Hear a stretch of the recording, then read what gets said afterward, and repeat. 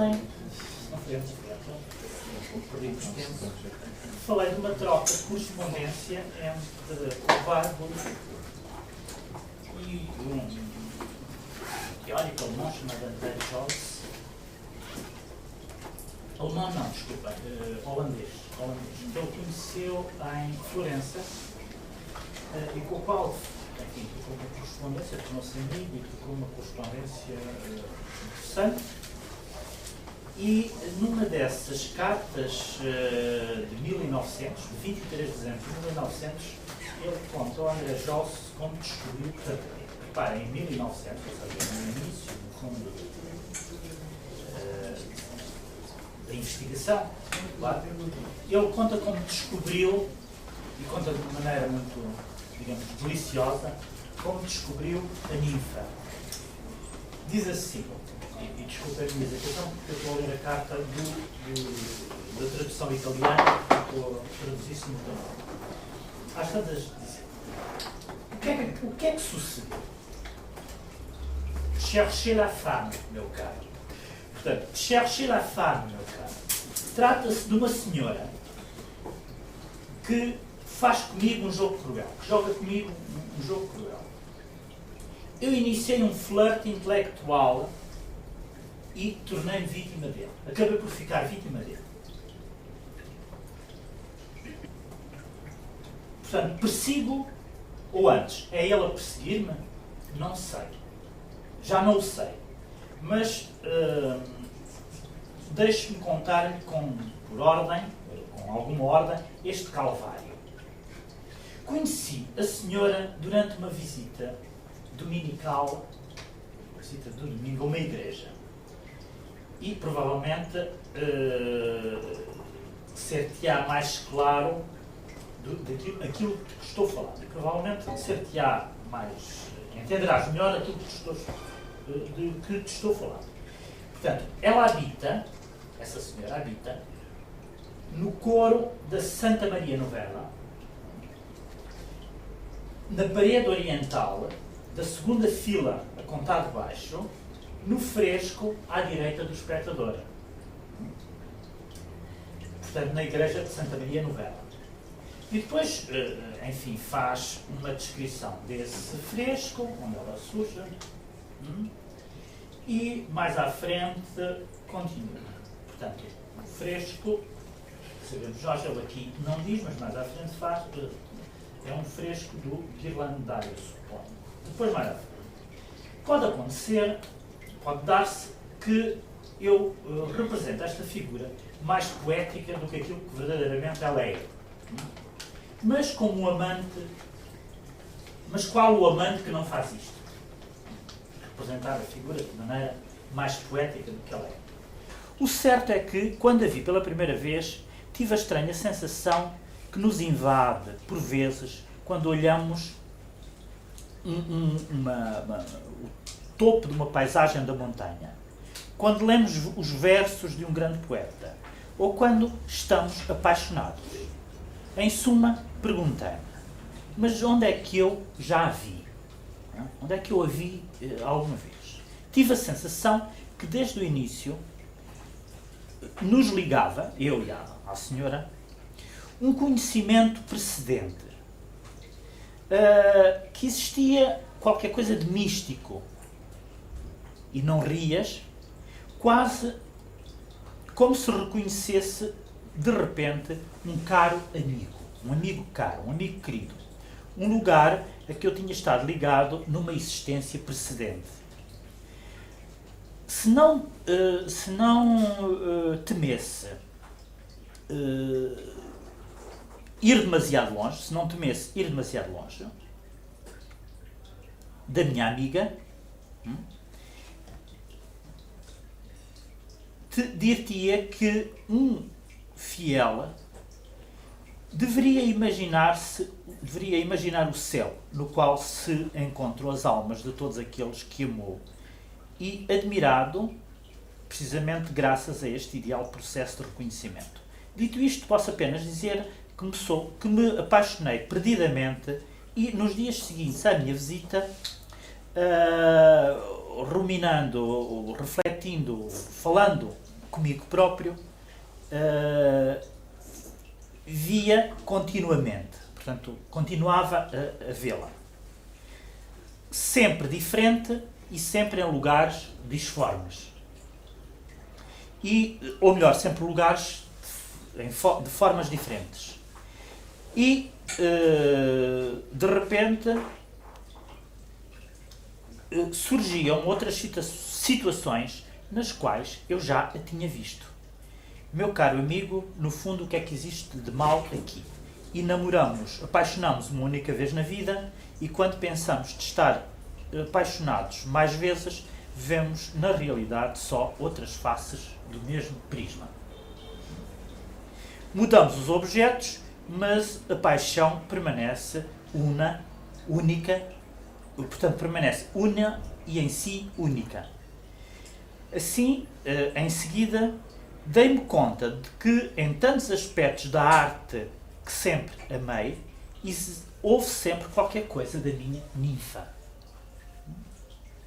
É assim que ele conta como teve esta espécie de revelação, que é uma descoberta da ninfa, e pela qual se apaixonou. Evidentemente, trata-se aqui de uma carta a um amigo, onde ele resolve falar de maneira irónica e até autocomplacente do episódio que lhe sucedeu quando visitou a igreja de Santa Maria Novella em Florença, e vê aquela figura e tem a sensação de que já a viu mais vezes, de que ela lhe é familiar.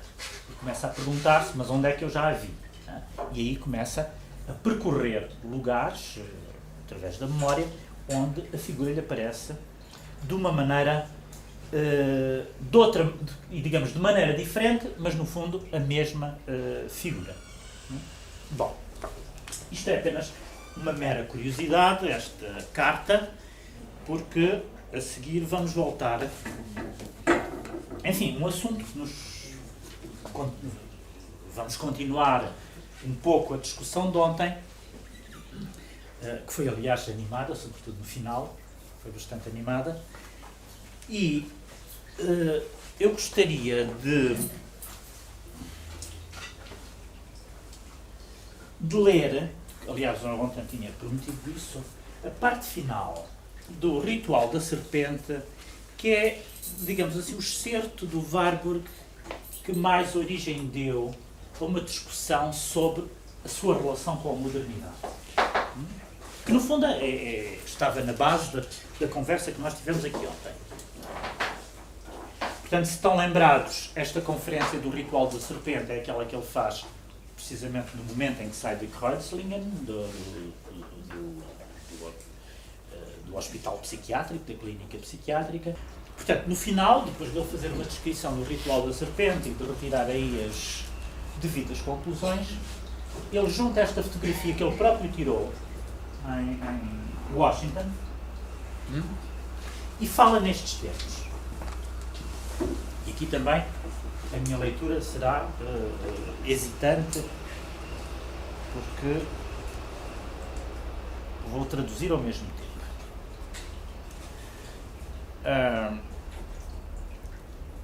Diz o seguinte: nas ruas de São Francisco, aliás, eu estava a dizer que era Washington, mas não é Washington, é São Francisco, desculpa. Nas ruas de São Francisco, consegui capturar, numa fotografia instantânea, aquilo que triunfou sobre o culto da serpente e sobre o medo do raio. O medo do raio, aquilo, obviamente, está-se a referir aos raios da tempestade que traziam a chuva, e que era aquilo que os índios Hopi e os índios Pueblo também invocavam com o ritual da serpente para propiciar a chuva. E, portanto, diz ele que nas ruas de São Francisco conseguia capturar numa fotografia instantânea aquilo que triunfou sobre o culto da serpente e sobre o medo do raio. O herdeiro dos indígenas, o pesquisador de ouro, que tomou o lugar dos índios, invadido a sua terra. Portanto, ele conseguiu capturar aquele que triunfou sobre o culto da serpente, que é o herdeiro dos índios e o investigador, e o cercatoredor, o pesquisador de ouro, exatamente, que, diz ele, tomou o lugar dos índios invadindo as suas terras. É o tio Sam, em capelo, este chapéu de... Como é que se chama este chapéu? Sim, chapéu alto. Portanto, num chapéu cilíndrico, enquanto avança orgulhoso pela rua, diante da imitação de uma igreja clássica. Ele, obviamente, diz que se trata de uma imitação, de facto. Por cima do cilindro, que é o seu chapéu, correm os fios elétricos. E vocês estão a ver, não estão? Estão a acompanhar os fios elétricos. Com a serpente de fios de Edison, ele capturou o raio à natureza. Ou seja, ele está a estabelecer uma equivalência, uma analogia entre a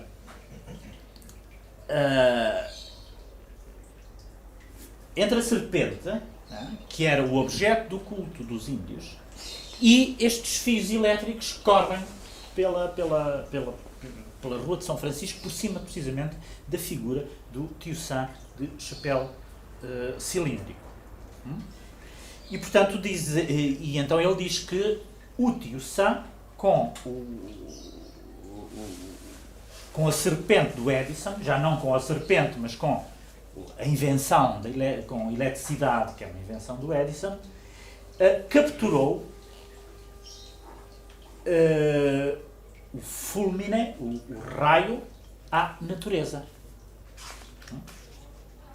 O americano moderno, continua ele, já não teme a serpente, mata e, de qualquer modo, não a adora. O destino da serpente foi exterminado. Portanto, o destino da serpente é o extermínio. O raio aprisionado no fio, portanto, o raio capturado no fio, a eletricidade capturada, produziu uma civilização que faz tábua rasa do paganismo. Mas o que é que coloca no seu lugar? E depois responde: as forças da natureza já não são concebidas como entidades biomorfas ou antropomorfas, mas como ondas infinitas que obedecem dóceis ao comando do homem. Deste modo, a civilização das máquinas destrói aquilo que a ciência natural, derivada do mito, tinha esforçadamente conquistado. O espaço para a oração, que se transformou depois no espaço para o pensamento. O moderno Prometeu e o moderno Ícaro, Franklin e os irmãos Wright, inventores do aeroplano, são eles aqueles funestos destruidores do sentido da distância que ameaçam de fazer mergulhar o mundo no caos. O telegrama e o telefone destroem o cosmos. O pensamento mitopoético e o pensamento simbólico, na sua luta para espiritualizar a relação do homem com o ambiente, eles criaram o espaço como zona de contemplação e de razão. Aquele espaço que as conexões instantâneas da eletricidade destrói, a menos que uma humanidade disciplinada restabeleça as inibições da consciência. Bom, é um texto de facto problemático, este final, esta conclusão e esta ponte que ele estabelece com o mundo moderno, tomando como motivo, como pretexto esta fotografia, e há aqui uma série de metáforas e de imagens que lhe permitem essa transposição. Portanto, em vez da serpente, aos fios elétricos, em vez do raio que vinha do céu e que propiciava, digamos, a tempestade que depois dava a chuva, existe a eletricidade capturada nestes fios que são exatamente como a serpente. E depois ele avança dizendo que o que aconteceu foi que, digamos, esta modernidade, o americano moderno, diz ele, destruiu o espaço, aquilo que tinha se tornado o espaço para o pensamento. E aqui, evidentemente, o espaço para o pensamento corresponde àquele conceito que nós falámos, que é o Denkraum. Portanto, produziu uma civilização, diz ele, que faz tábua rasa do paganismo. E o que é que coloca no seu lugar? Diz ele, as forças da natureza já não são concebidas como entidades biomorfas ou antropomorfas, mas como ondas infinitas que obedecem docilmente ao comando do homem. E depois fala da destruição do pensamento mitopoético e simbólico e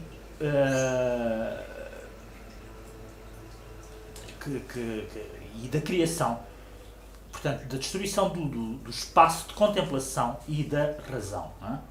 Aquele espaço que as conexões instantâneas destroem.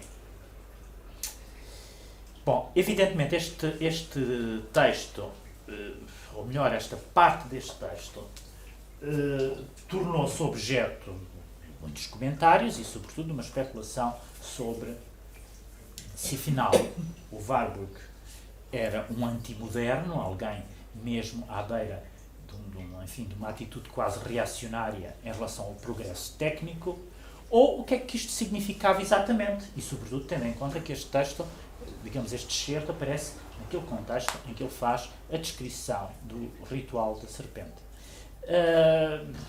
No fundo, não há muito mais, para além deste excerto, não há muito mais matéria para pensar esta questão e perceber o que é que o Warburg, qual era a atitude do Warburg em relação à modernidade. E, portanto, este texto permanece nesta zona um pouco polémica, obscura, se quisermos, da qual também não devemos tirar conclusões precipitadas, porque, digamos, toda a sua ação e aquilo que ele pôs em prática muitas vezes contradiz precisamente este texto. Basta pensar na quantidade de dispositivos técnicos que ele utilizou na biblioteca precisamente para pô-los ao serviço da deslocação dos livros. Enfim, havia uma parafernália técnica na sua biblioteca muito grande, e telefones, telégrafos e tudo o resto. Elevadores, uma série de coisas. E, portanto, é difícil imaginar, de facto, um Warburg completamente avesso e reticente em relação a todas as coisas da modernidade. Mas aqui, digamos, esta fotografia serve de motivo para ele fazer esta injunção, que é uma injunção de facto polémica. Depois, há outra foto. Enfim, isto é apenas um pormenor, mas que tem alguma piada, que de resto não é escrito por ele. Isto é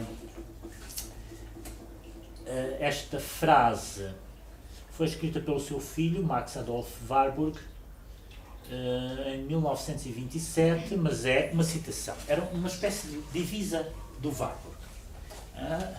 Der liebe Gott steckt im Detail, que significa o bom Deus está nos detalhes. Eu tenho a impressão que isto é uma frase que toda a gente conhece, geralmente nós dizemos isto. Eu acho que, mas você saberá, dir-me-á, há um ditado alemão que é Der Teufel, não é? Não é o Deus. Portanto, é o diabo que está nos detalhes. Que é? Sim, acho que sim. Pois. Ele inverte, digamos, o ditado alemão diz que é o diabo que está nos detalhes.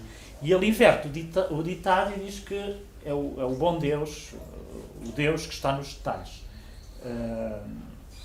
E tornou-se uma espécie de divisa do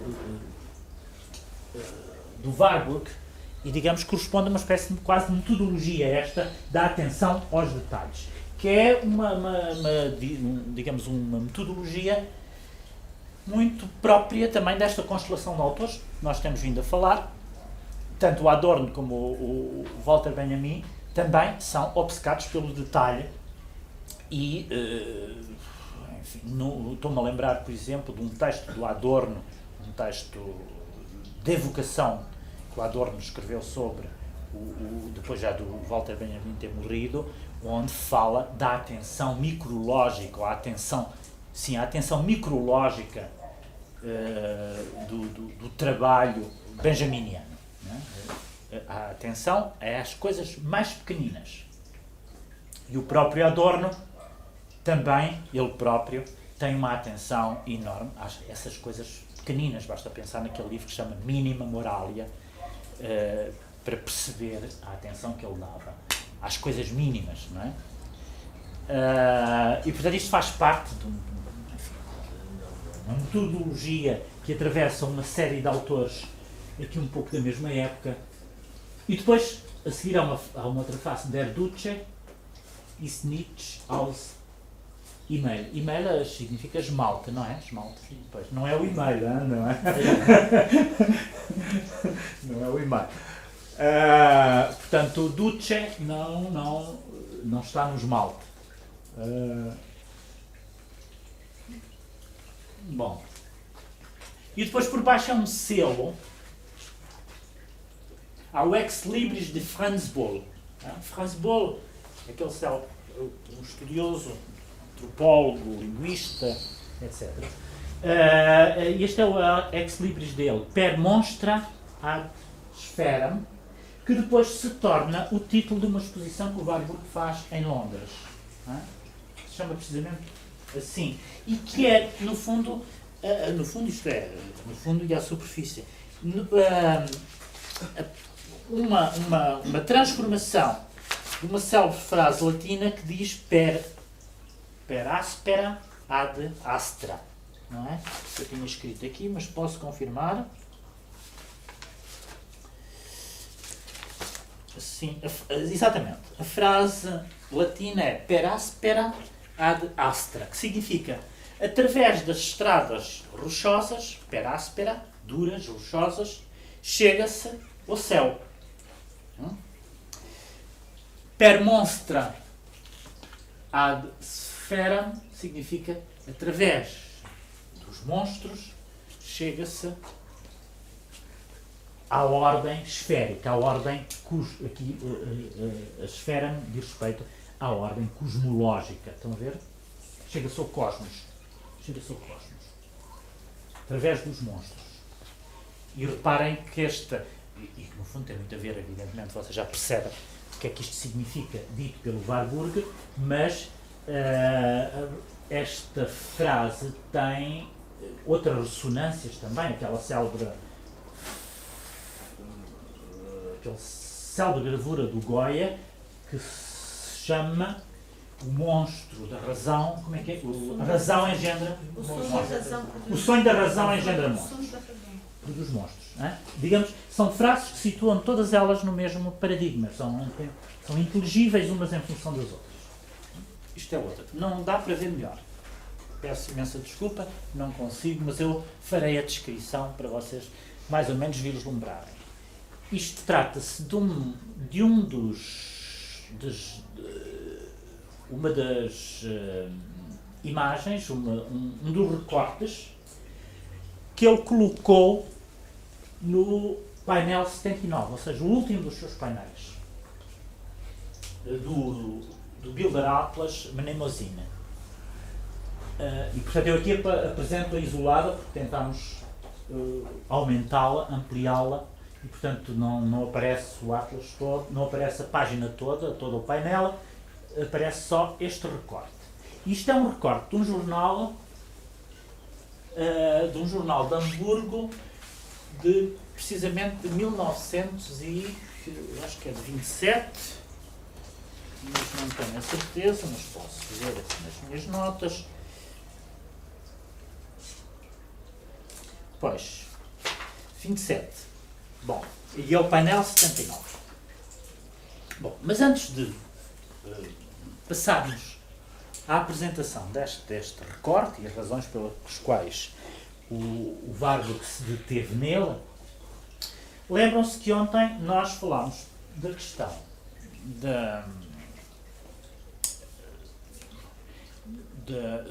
do triunfo das imagens e do que isso significava na civilização contemporânea, na cultura contemporânea, e sobretudo da relação entre as palavras e as imagens.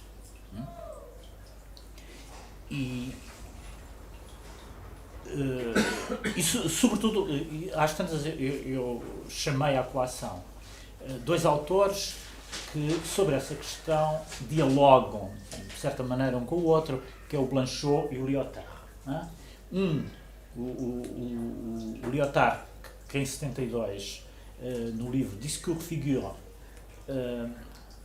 todo o livro decorre de uma frase que é ver não é falar, voir ce n'est pas parler, e o Blanchot responde num texto que depois foi compilado em L'Entretien Infini, que diz falar não é ver.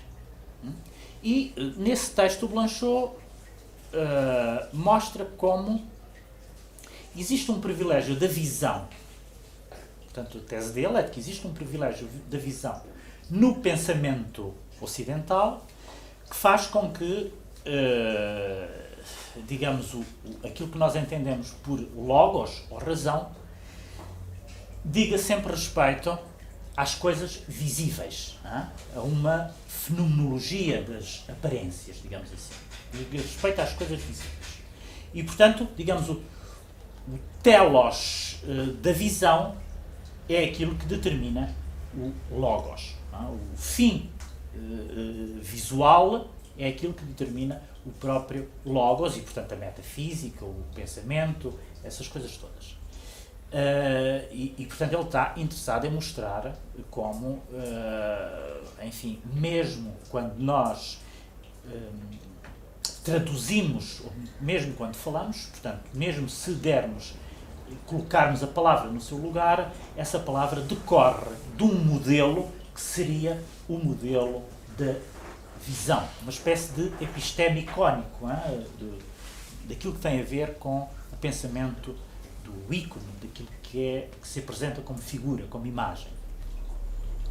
E que faz com que haja um privilégio da presença sobre a ausência, por exemplo. E vocês provavelmente conhecem as conclusões que daqui tira o Derrida quando faz aquilo que ele chama de desconstrução da metafísica ocidental. Portanto, a ideia de que a presença triunfa sempre, tem um privilégio sobre a ausência, aquilo que é visível, privilégio sobre o que não pode ser visto, etc, etc.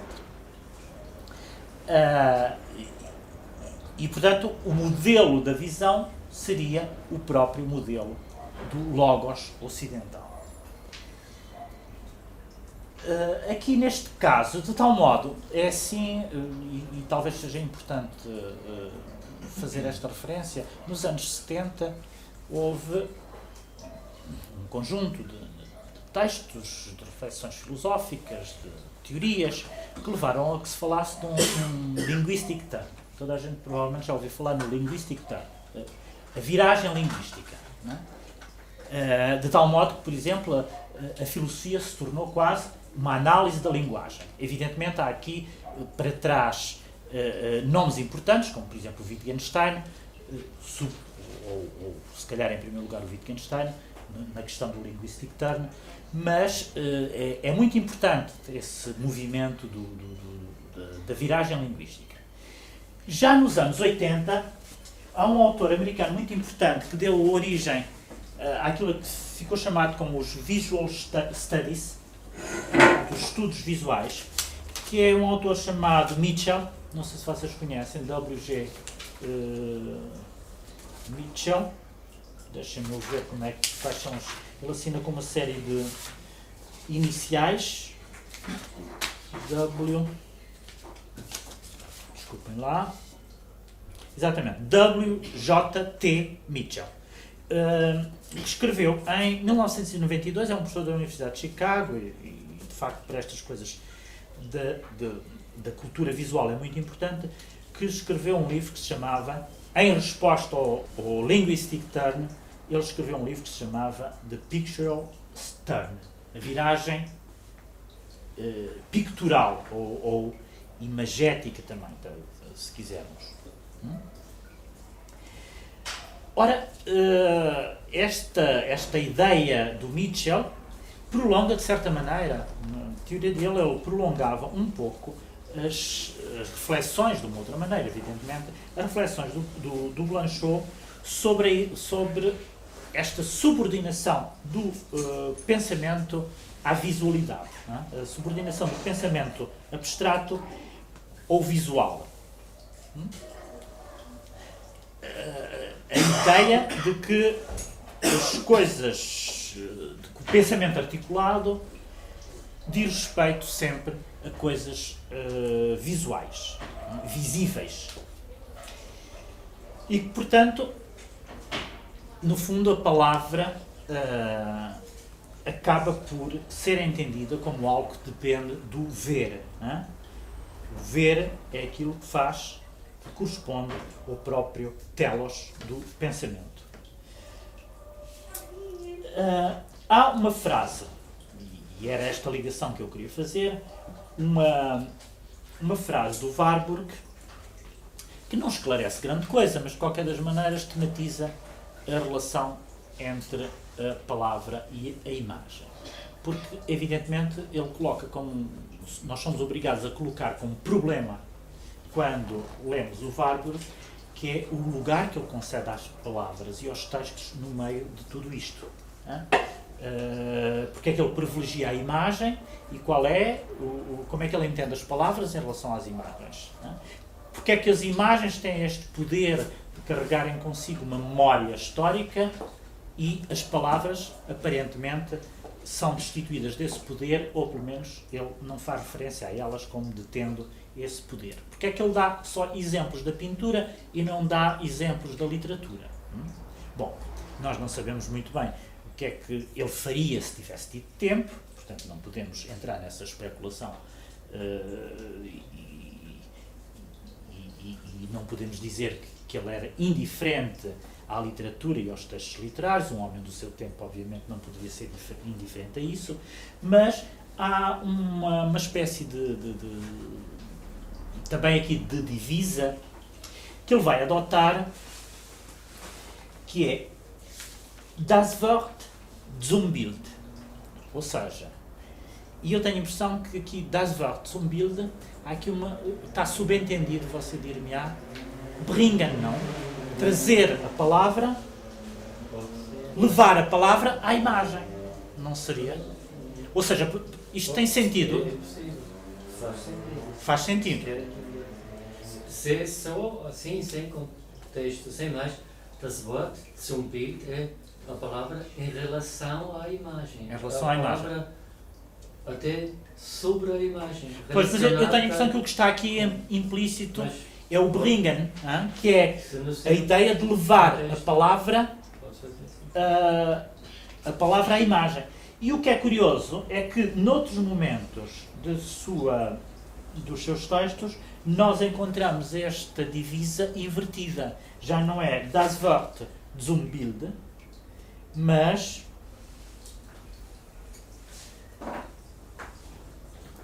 o zum Wort, não. A fórmula é exatamente inversa. Zum Wort das Bild.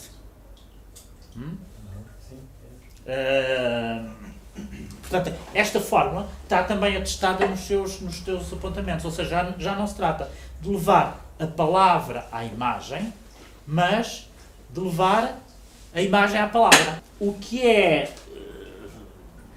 quer dizer, o que diz bem acerca do modo como ele entende que há uma espécie de reversibilidade entre as palavras e as imagens, percebe? Ou seja, ele joga com esta ideia da reversibilidade entre as palavras e as imagens.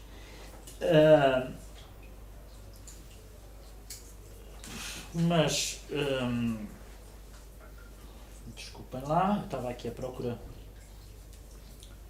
de uma coisa. Este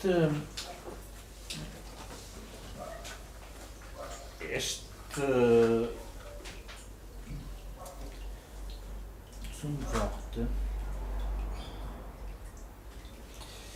das Bild, aqui neste caso,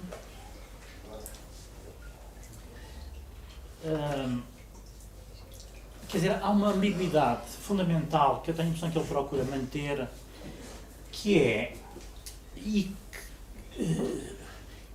uma ambiguidade que, no fundo,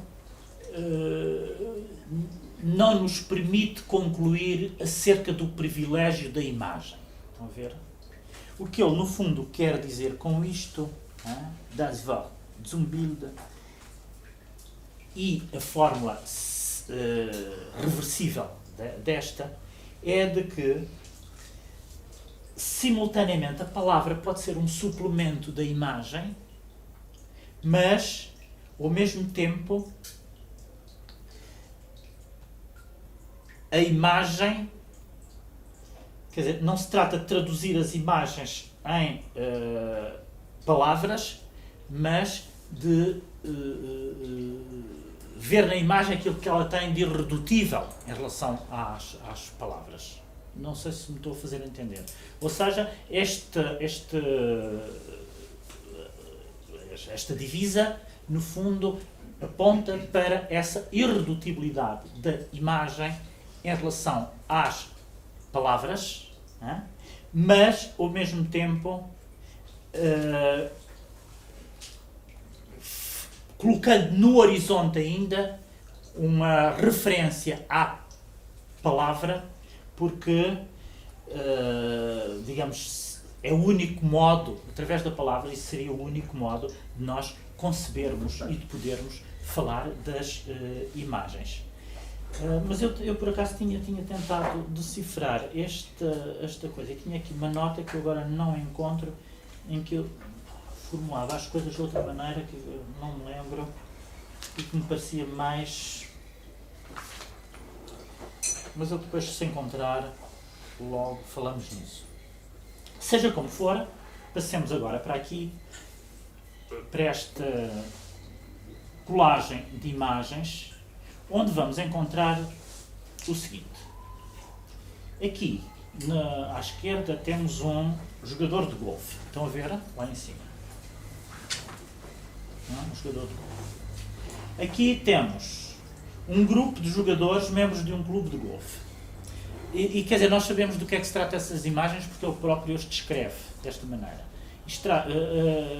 Ele fala desta página do jornal, que é um jornal de Hamburgo, numa conferência que deu em 1929, portanto poucos meses antes de morrer.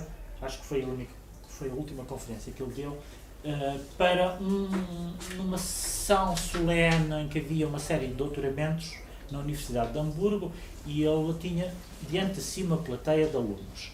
E às tantas mostrou-lhes precisamente esta página de jornal onde, diz ele, apareciam estas imagens todas. Um jogador de golfe, um grupo de jogadores membros de um clube de golfe,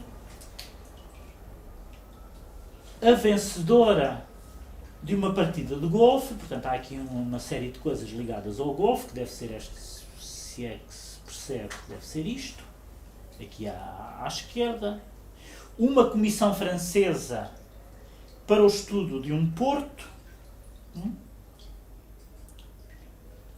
a comissão francesa deve ser isto, aqui uma regata. O rato vê-se a minha indicação. Uma regata de barcos a remo. O presidente da Câmara. Isso, o presidente da Câmara deve ser este, não? O presidente da Câmara de Boisenburg. O Papa. Aqui temos o Papa Pio XI numa procissão na Praça de São Pedro. Não, a Comissão Francesa deve ser esta. Exatamente. Isto aqui é um grupo de comerciantes. A Comissão Francesa é esta. Aqui é um grupo de comerciantes. Aqui é a regata. Aqui são dois cavalos de corrida. Um e outro. Estas coisas apareceram cá em baixo. São uma chatice. Mas elas desaparecem. E pronto. E aqui ainda há outra figura que eu não sei o que é, também ligado ao desporto, que entra, aliás, na imagem. Ele faz referência ao facto de a imagem com da procissão onde está o Papa ser comida pela imagem desta desportista. Ou seja, o Papa aqui ficou em desvantagem e vê-se amputado de um dos seus, enfim, de algum território para poder entrar a fotografia desta desportista. Bom, e é neste contexto, falando precisamente desta página do jornal onde apareciam estas imagens todas, que aliás cá em cima está o nome do jornal, mas eu não consigo ler, que ele fala de uma salada de imagens. Uma salada de imagens. E fala sobretudo do contraste entre, por um lado, aquilo que ele entende ser as figuras, aquilo que são, não é que ele entende, que são de facto, as figuras mundanas que apelam precisamente a uma espécie de comprazimento físico, que é aquele que o desporto proporciona, em que o que está aqui em causa é a exaltação do corpo e do corpo musculado, físico, etc. E, por outro lado, portanto, é aí o lado mundano e completamente profano das imagens, e, por outro lado, a imagem do Papa numa procissão na Praça de São Pedro. Não é? E diz ele, a certa altura, de maneira irónica, o seguinte: nesta salada de imagens, o princípio da recordação da antiguidade está garantido. A égua à esquerda chama-se Alexandria e o garanhão chama-se Hércules. Portanto, ele não está a inventar nomes. De facto, segundo se percebe pela descrição que ele faz, a égua chamava-se mesmo Alexandria, portanto era uma égua de desporto, e o garanhão chamava-se Hércules. E portanto, ele, ironicamente,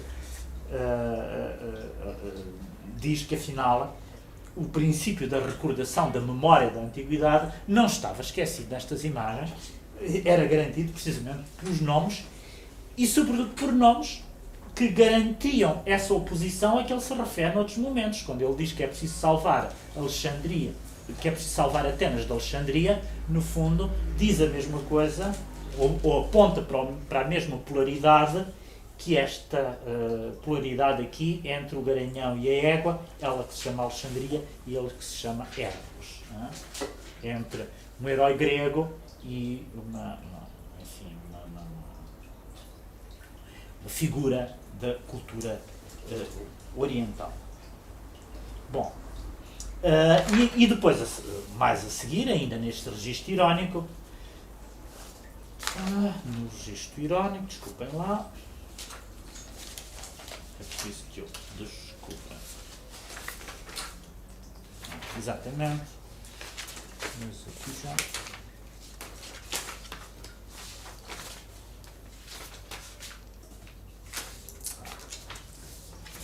No mesmo registro irónico, ele diz assim: o divertido hoc meum corpus est está ao lado do trágico hoc est corpus. Portanto, como sabem, esta frase latina, hoc est corpus meum, faz parte, enfim, é uma frase da celebração da Eucaristia, que Jesus teria pronunciado. Aqui, este é o meu corpo, não é? Que faz parte do ritual da Eucaristia. Este é o meu corpo. O Warburg inverte precisamente a frase. Portanto, em vez de este é o meu corpo, hoc est corpus meum, a figura de todos estes desportistas exaltam outra coisa que pode ser traduzido na frase hoc meum corpus est. Ou seja, este meu corpo, aqui está ele. É um pouco assim, é uma exaltação da presença física, não é? A exaltação do corpo. E nesta... portanto, isto é uma maneira irónica de falar daquilo que ele chama uma salada de imagens. Mas depois, nas considerações que ele faz, nós percebemos que, no fundo, aquilo que o preocupa, e um pouco na sequência do que nós vimos naquele excerto que finaliza o ritual da serpente é qualquer coisa que pode ser da ordem ou pode ser traduzido por uma perda da consciência histórica, não é? E uma ameaça do espaço do pensamento para a reflexão. Sobretudo esta ideia de uma perda da consciência histórica é aquilo que o preocupa na salada de imagens e nesta proliferação de imagens que a modernidade estaria enfim, a promover. E para além disso há outra questão a que ele alude, pelo menos eu digo alude porque não fala assim de maneira tão explícita como eu vou traduzir, que é a ideia de que em vez de memória temos o esquecimento. Estas imagens, este tipo de imagens, este modo de utilização de imagens promovem o esquecimento. Não é que o esquecimento não seja uma operação necessária. Ninguém sobrevive seu esquecimento e ele trata de se referir a isso, de fazer essa pequena injunção. Mas ele acha que há um tipo de esquecimento que é um esquecimento problemático. Há uma má forma do esquecimento. Não é? Há um esquecimento bom, há uma boa forma do esquecimento e há outra forma do esquecimento que é um esquecimento mau, uma má forma do esquecimento. E ele diz que esta salada de imagens proporciona uma má forma do esquecimento que, por sua vez, vai a par de uma memória falsificada, de uma recordação falsificada. Estão a ver? Em vez de uma memória genuína, o que a salada de imagens apresenta é uma memória falsificada. E, portanto, no limite, enquanto que a imagem, do ponto de vista do Warburg, devia ser um instrumento da crítica, deveria ser um modo crítico de pensar, a salada de imagens seria uma subtração e digamos, seria uma operação através da qual nós somos subtraídos a um modo crítico de pensar. E, portanto, a salada de imagens é uma operação completamente acrítica. E é isto que preocupa o Warburg. É precisamente a perda da capacidade crítica, a instalação de uma má forma do esquecimento e o triunfo de recordações, de memórias que são falsificadas.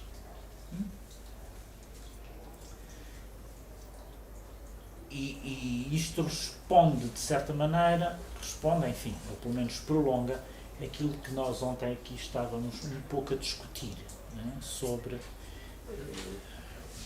a relação do Warburg com o regime moderno das imagens. Como é que ele encararia o regime moderno das imagens? Alguém que se tinha preocupado tanto, sobretudo com um certo tipo de imagens, que eram aquelas que vinham da história da arte e, muito particularmente, da arte renascentista, que no fundo tinha chegado às imagens contemporâneas e à análise, a uma iconologia que compreendia também a análise das imagens contemporâneas, mas ele tinha lá chegado através das imagens da arte e não o contrário. Ele começa por se preocupar com as obras de arte. E depois, a partir das obras de arte, é que ele chega às imagens contemporâneas, precisamente porque quer abrir a história da arte e a estética a uma antropologia da imagem que supera e que vai muito além da mera história da arte ou da estética. Estão a ver? Das categorias da estética.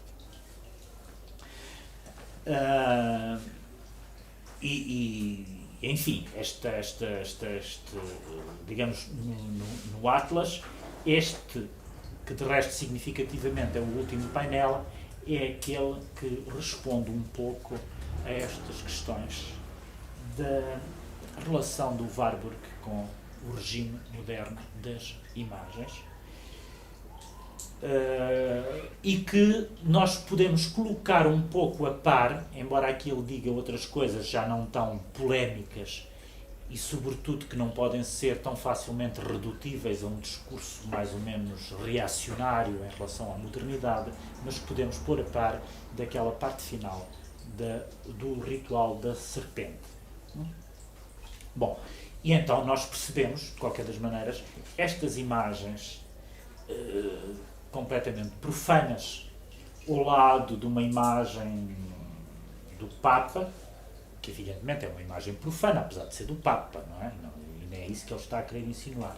O que ele está a querer dizer é que são imagens de nível diferente, aqui tudo é colocado a par, tudo se corresponde, tudo se equivale, e nós deixamos de ter a capacidade de olhar para uma imagem e de vê-la enquanto imagem. Aquilo que vemos é saladas de imagens.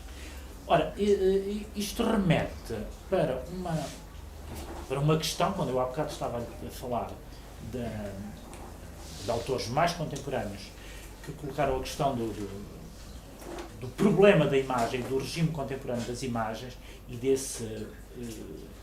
do pictorial turn, da viragem pictural. Uma dos tópicos que emergiram foi, e que contradiz um pouco o senso comum, é de que há um certo analfabetismo em relação às imagens. Ou seja, nós estamos habituados a pensar que a imagem é uma linguagem universal, que toda a gente tem capacidade e tem a competência para ler as imagens e, no entanto, provavelmente, as imagens é aquilo em relação ao qual, a matéria em relação ao qual nós somos mais analfabetos. Esta ideia de um analfabetismo em relação à imagem é uma citação, estou aqui a referir-me a um texto do Derrida num livro que se chama Échographie de la télévision, que é uma entrevista onde ele fala das imagens televisivas e das imagens jornalísticas e às tantas utiliza esta ideia, avança com esta ideia de que há um enorme desconhecimento e um enorme analfabetismo em relação à imagem. Eu julgo que toda a démarche do Warburg vai no sentido também, primeiro, dessa consciência de que há de facto um analfabetismo em relação à imagem, que a imagem é uma coisa muito mais complicada e que requer um saber e uma competência para ser analisada e vista, que a iconografia ou a iconologia tradicional, para a qual a iconografia e a iconologia tradicional não tinham instrumentos, e, no fundo, todo o seu exercício consiste em dizer a imagem, para ser analisada, não pode sê-lo apenas de um ponto de vista de uma fenomenologia, isto é, de uma leitura daquilo que nós vemos lá. E, portanto, toda a sua análise das imagens vai num sentido inverso a qualquer espécie de fenomenologia. E, portanto, daí a preocupação por outra ordem de coisas que não têm a ver com a aparência, com aquilo que nós vemos imediatamente, e, portanto, a ideia de que a imagem não pode estar sujeita a uma descrição, ou seja, não é redutível a uma descrição, e não havendo descrição também não pode haver fenomenologia, que nós não podemos fazer uma espécie de redução eidética da imagem, isto é, não podemos interromper, colocá-la entre parênteses, como o método fenomenológico aconselha, ou obriga, requer, mas pelo contrário temos que ter em atenção a historicidade imanente de todas as imagens e, portanto, ele situa-se aqui numa metodologia analítica, ele cria uma metodologia analítica das imagens que é exatamente o contrário da fenomenologia da imagem, que no fundo correspondia ao método mais comum de análise das imagens. Não sei se isto tornou as coisas um pouco mais claras em relação a alguns assuntos discutidos ontem. Enfim, não é exatamente estas questões da relação do Warburg com o regime contemporâneo das imagens, nem a relação do Warburg com a modernidade propriamente dita, que constitui os temas mais estudados acerca do Warburg, são assim vagamente aludidos, mas digamos isso não está propriamente no centro da sua obra, merecem hoje ser interrogados, e a prova é de que imediatamente isso suscita interrogações por parte de toda a gente. A própria questão do corpus artístico sobre o qual ele trabalha tem sido uma questão colocada aqui e ali, né? O facto dele ser relativamente indiferente à arte que lhe era contemporânea, quando, na verdade, utiliza um método, e isso é que é paradoxal, vai utilizando um método, que é um método que é próprio das vanguardas que lhe são contemporâneas, que é o método da colagem, né? E da espacialização. E nesse aspecto, por exemplo, um autor como um estudioso do Warburg como o Didier Bergman sublinha muito esse aspecto, né? E trata quase o Atlas como se fosse uma obra de arte, precisamente porque ele recorre aos mesmos métodos de elaboração que as obras de arte que lhe são contemporâneas estavam a descobrir como experiência, né? E digamos, o laboratório de colagem que o Warburg utiliza, ou melhor, o laboratório que ele monta quase com o Atlas, corresponderia a uma experiência artística que era aquela dos ateliês dos vanguardistas das primeiras décadas do século XX. E, portanto, há aqui uma série de paradoxos no que diz respeito a esta relação do Warburg com o seu tempo, em que, por um lado, é possível aproximá-lo das experiências mais vanguardistas e, por outro lado, ver nela algumas injunções, algumas elucubrações que apontam para um lado muito mais reacionário. Reacionário no sentido de voltado para o passado. Não estou a utilizar a palavra reacionário, não sei se a palavra não terá sempre um sentido um pouco pejorativo, mas eu queria lhe retirar esse sentido pejorativo. E pronto, digamos, estes eram os... A questão da reprodutibilidade foi o que lhe permitiu justamente construir o Atlas. Portanto, ele, a partir da utilização das fotografias, eu pude fazer as fotografias das impressões em revistas, etc. Portanto, essa questão, ele serviço disso como se servia do telégrafo, do telefone, essas coisas todas, portanto, dos meios do seu tempo. E curiosamente, se nós abstermos do que ali está, quando vemos uma página do jornal, poderemos ver afinidades do ponto de vista informal apenas com o Atlas, só que ali não há nexo nenhum, tanto que nas páginas do Atlas... Mas isto é uma fotografia do Atlas? Sim, mas este é uma fotografia, não é de outras, não é? Sim. Esta página em si. Sim, esta página em si, exatamente. A página em si, sei que esta é do sim. mas a página em si pode-nos ter alguma semelhança com o que nós encontramos no Atlas, que são justaposições de imagens umas das outras, mas enquanto no Atlas elas são submetidas elas correspondem a um nexo, uma lógica de afinidade, aqui não existe essa lógica e é isso que ele está Sim, exatamente. Ou seja, tudo isto são fotografias que dizem respeito a acontecimentos da véspera. O que é que tinha acontecido na véspera? Tinha acontecido uma reunião qualquer de comerciantes em Hamburgo,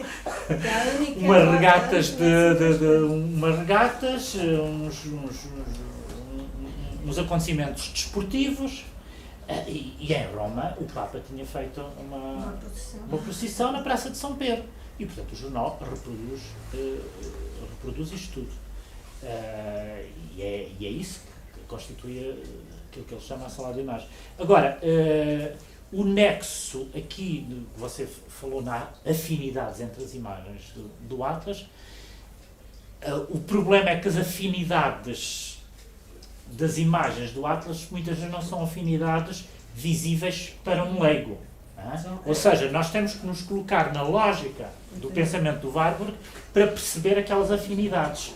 E na maior parte dos Atlas, nós não conseguimos perceber qual é as afinidades que ele quer representar ali, que estão em causa. Em algumas, como por exemplo a ninfa, ou do melancólico, etc., nós percebemos, porque temos os textos dele que servem de guia. Mas na maior parte das páginas nós não percebemos, e para nós acaba por ser também uma salada de imagens, a imagem desta salada de imagens que ele aqui reproduz, percebe? E portanto as coisas de facto não são assim tão simples. Simplesmente, aqui neste caso, portanto no caso do Atlas, eu ontem estava a referir-me a um dos títulos que eu tinha pensado como hipótese para o Atlas, não é? Já não me lembro qual era o título, mas era a história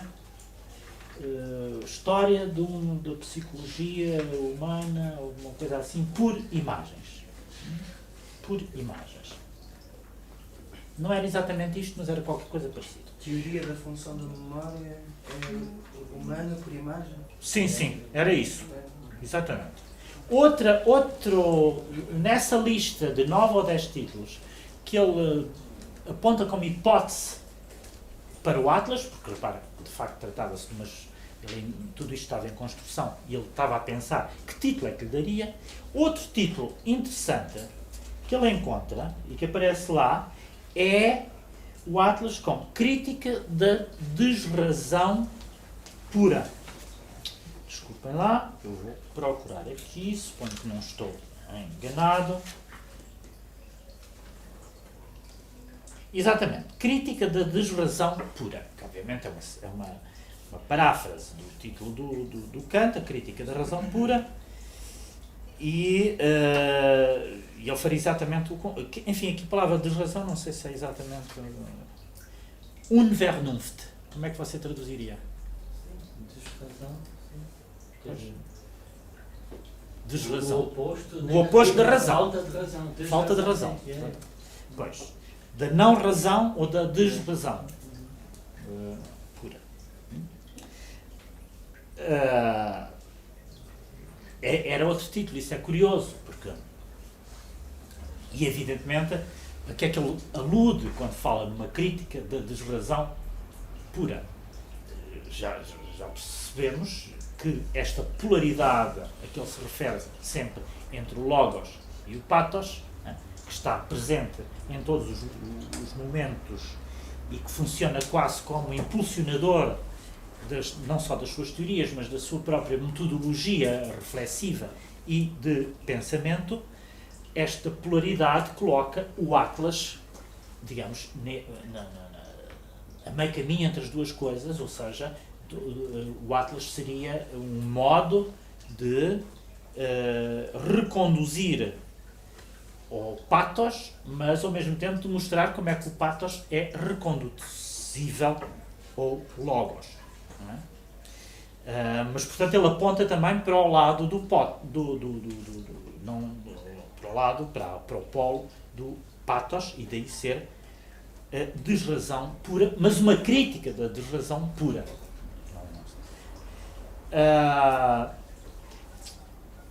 Outra coisa que me parece que eu não posso deixar de fazer referência, porque eu acho que esclarece algumas questões, e ontem, por acaso, depois quando saí daqui lembrei-me disso, provavelmente vocês já se interrogaram porque é que neste modelo de historicidade próprio das imagens, porque é que o Warburg nos poupa uma palavra que, digamos, do ponto de vista de uma historiografia canónica, seria uma palavra necessária e até não só necessária, mas obrigatória, que é a palavra influência. nós estamos habituados a ver a história da arte ou a história da literatura em termos de influências. Uma época influencia a época seguinte. E, portanto, este tipo de repetições das fórmulas de pathos, vocês podem perguntar, aliás, nós todos podemos perguntar, muito legitimamente, se não se trata de influências, se não se trata de uma influência. E aí estaríamos precisamente, ou pensar em termos de influência, estaríamos no centro de um modo de raciocínio historiográfico que é muito mais próximo do senso comum do que aquele que o Warburg chega. Ora, no pensamento do Warburg, a questão da influência não se coloca. Não há influências. Não? Esta ninfa que se repete, que é simultaneamente uma forma e uma matéria, ela não se repete por uma questão de influência. Uma época, aquilo que, ou melhor, não é que o Warburg diga que não haja influências, mas não é isso que o interessa. Não é? Aquilo que ele está a estudar é outra coisa, que não são as influências. Não é aquilo que é transponível de uma época para a outra em termos de influência, mas noutros termos completamente diferentes que não podem ser reduzidos a esse conceito. E, portanto, não se trata de de qualquer coisa que é da ordem quase de uma transmissão pedagógica, mas que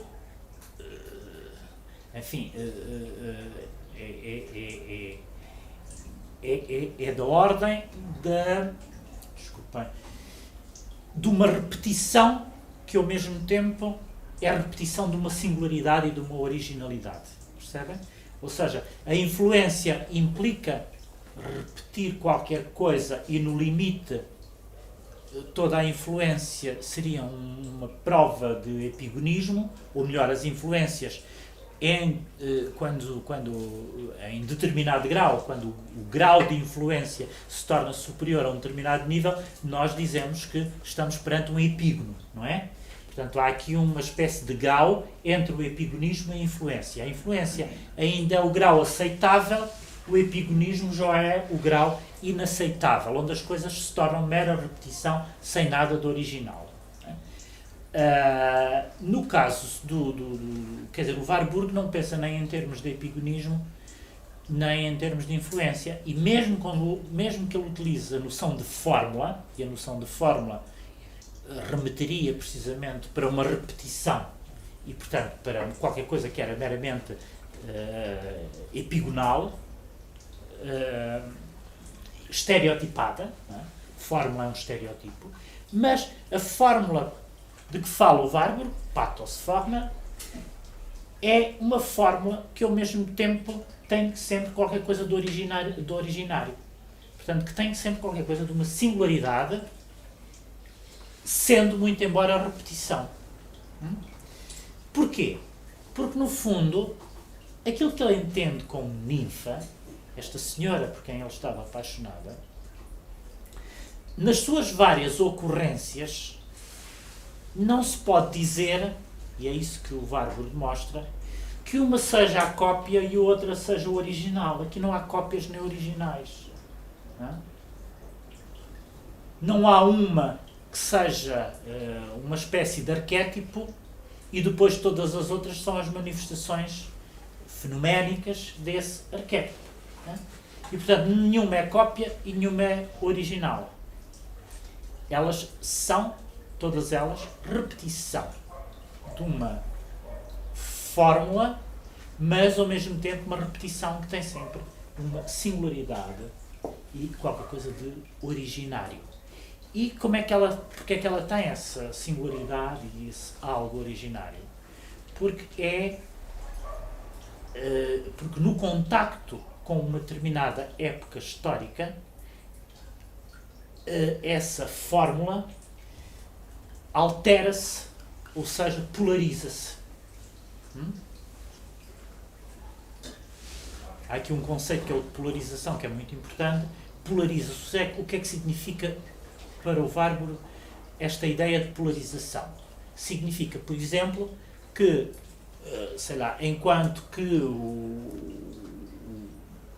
o melancólico, a melancolia enquanto símbolo, até certa altura era símbolo de algo terrífico, há uma determinada época em que esse símbolo se torna precisamente símbolo do pensamento e da reflexão. A polaridade significa precisamente isto. Em contacto com uma determinada época, o símbolo pode ganhar um significado completamente contrário. Portanto, a polaridade significa, tal como o nome indica, significa que estamos sempre perante uma espécie de... Não é exatamente dicotomia, porque a dicotomia implica exclusão. Enquanto que a polaridade implica a coexistência das duas coisas ao mesmo tempo. Ambivalência, exatamente. A polaridade não é a exclusão, ou seja, o facto de o melancólico passar a significar, passar a simbolizar no Dürer a reflexão, o pensamento, a racionalidade, isso não significa a exclusão daquilo que ele simbolizava antes, que era também algo extremamente terrível. Ele vai se situar precisamente nesse intervalo entre as duas coisas, de tal modo que o espectador deve ver nele simultaneamente os dois polos. Enquanto se falasse em termos de dicotomia, havia um polo que depois excluía o outro. E não é essa exclusão de que o Warburg fala. E, portanto, por isso é que ele fala de polarização e não de dicotomia. Fazemos um pequeno intervalo? Obrigado.